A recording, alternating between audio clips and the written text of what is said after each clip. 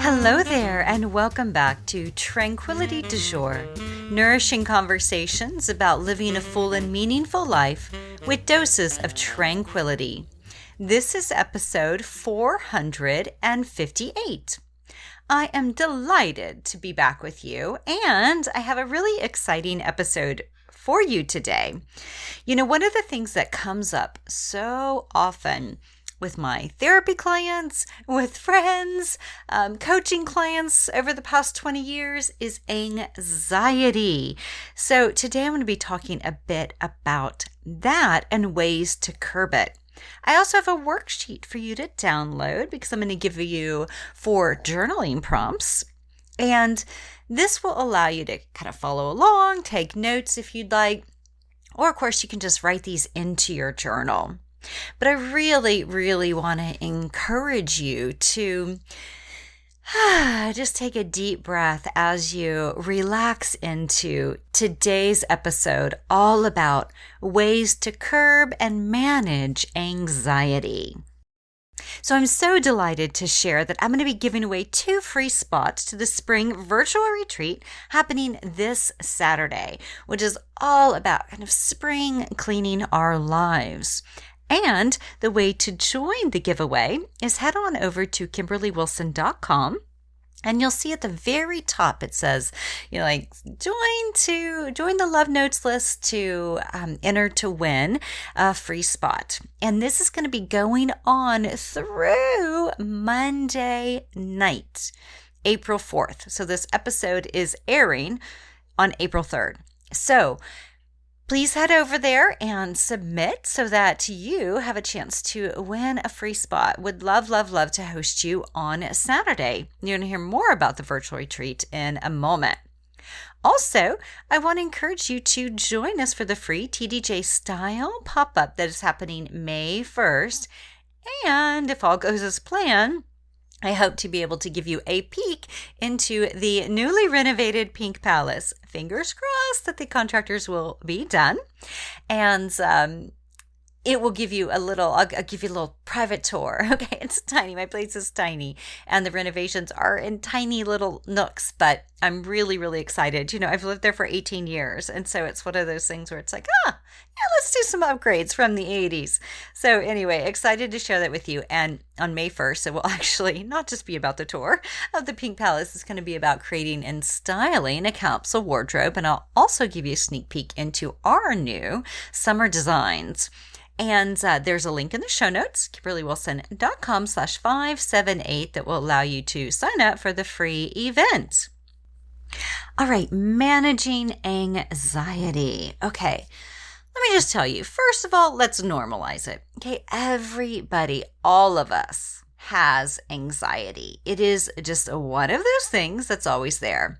And one thing that I think is really interesting about anxiety is, sometimes it can seem like anxiety, but it might actually be excitement. So it's just interesting to note, how anxiety shows up in your body. So I encourage you to really notice when you get anxious, what is happening? So anxiety is defined by the American Psychological Association as an emotion characterized by feelings of tension, worried thoughts, and physical changes like increased blood pressure. All right. So, oftentimes, we have this, right? Before we do, maybe take a test, run a marathon, meet with family members. There's so many things that can evoke anxiety for people. And so what I encourage you as much as possible is to really begin to pay attention to what does anxiety feel like for you? And is it definitely anxiety and not excitement, right? So just noticing and how does it show up? Does the chest get tight? Is the heart racing? Is the face flushed? Do you start getting warm? Right? So there's all sorts of ways in which anxiety kind of manifests physically.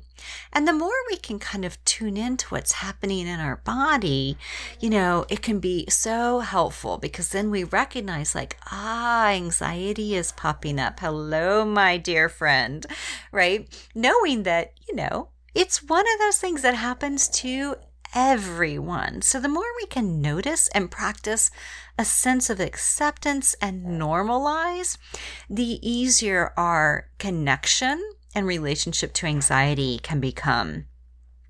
Now, a few tips on, okay, great that it's normal, but how do I work with it? So, one of the things which is so interesting that is highly encouraged, and my clients tend to find this to be quite helpful.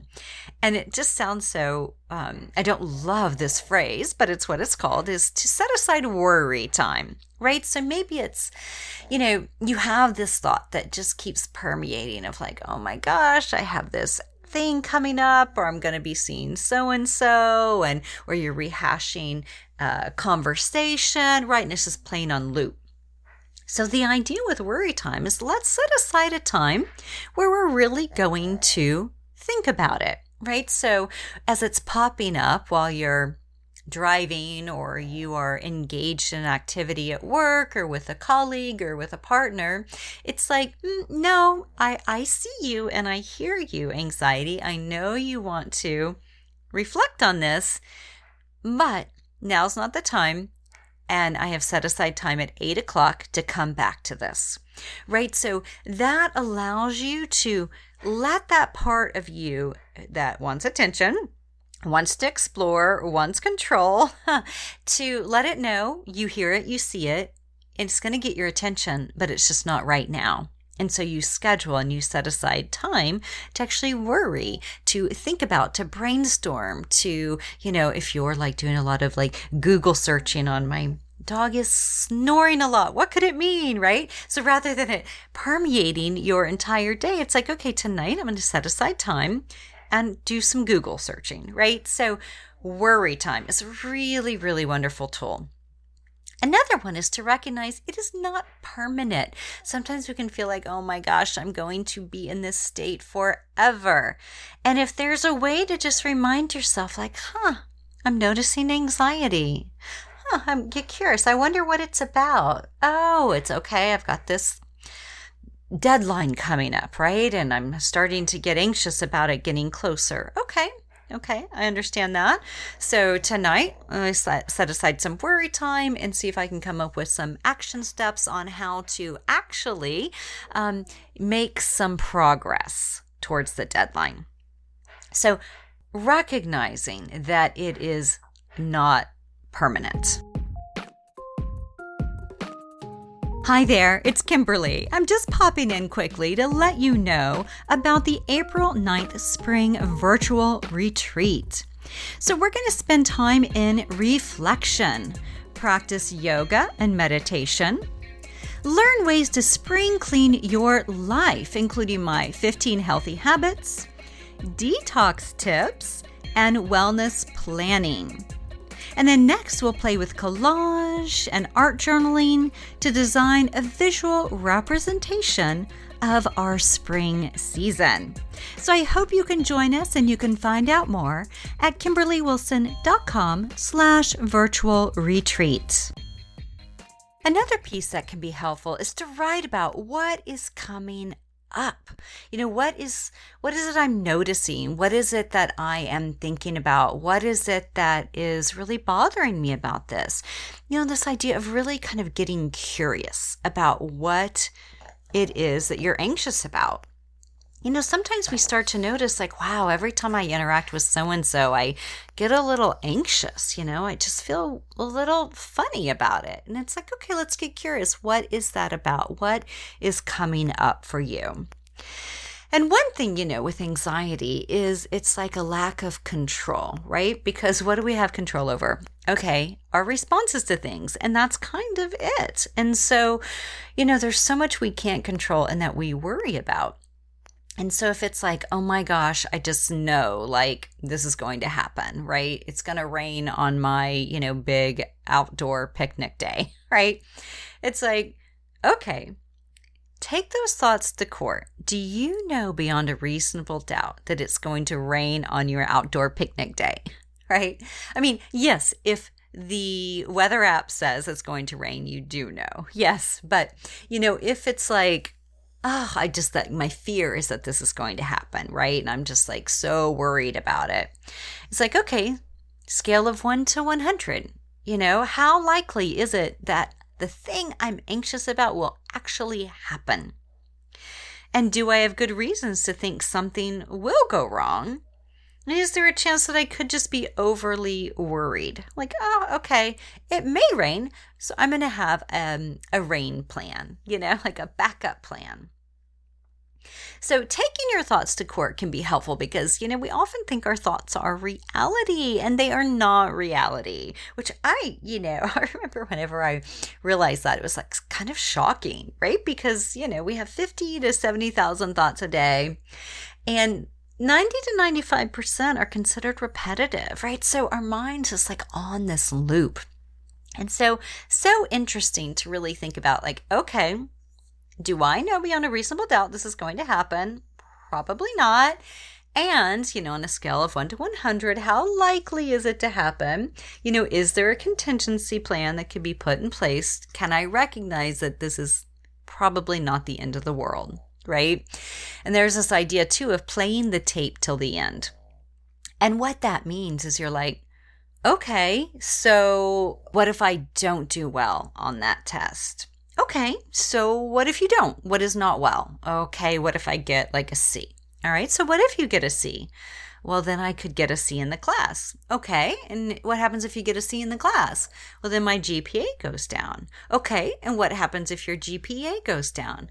Right, and then you just kind of keep going down the path to, hopefully, recognize it's not going to lead to death, right? It's not like the end of the world, even though it can feel like it in the moment. So it's working with ourselves to really kind of like rationalize and get our, cognition back online. Because what happens is it can get overrun by these thoughts that just loop, and we begin ruminating. Now, sometimes we can't get our brain online, right? Because it's just like, it's been taken down the rabbit hole. And so with that, I always encourage people to really think about things from the neck down, right? So breathing is so important. Progressive relaxation, moving. So say you are lying down on the couch or you're sitting in a chair in front of the computer. It's like, okay, get up and move your body, shifting our bodies in some way and our environment in some way, even just going from room to room or getting outside can have a really big impact on shifting the anxiety and pausing it, right? So just like not letting it overrun. In addition, taking a self-compassion break from time to time and just reminding yourself, right, this is an emotionally challenging moment. Challenges are part of my life. And can I be kind and curious with myself and also know that I'm doing the best I can, right? And putting your hand on your heart. Taking, again, those few deep breaths, doing some yoga, being really gentle with your body. So, sometimes it's like we try to sort things out in our head, but our head is just on, it's like offline, right? It is just like short circuiting.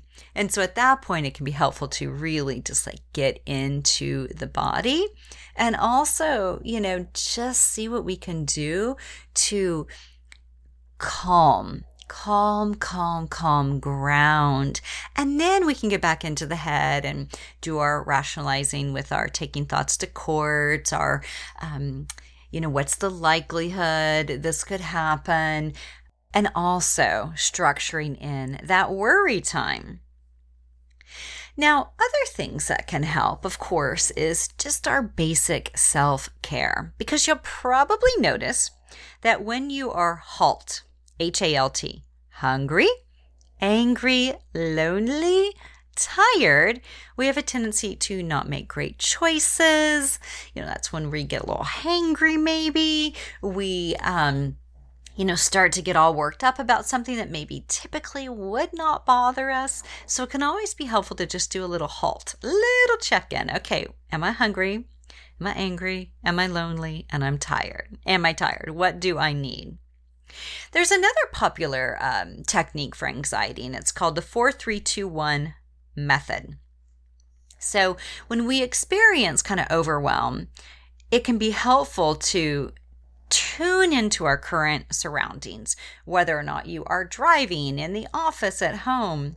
Name 5 things you can see, 4 things you can feel, 3 things you can hear, 2 you can smell, and 1 that you can taste. Right? So all this, it gets us back into our body and noticing the moment that is happening right now. Another thing as the mind wanders and, gets really worked up is to practice what's called thought replacing. So the mind just keeps going to like, oh my gosh, this public speaking event or this test or, what have you. And it's like, okay.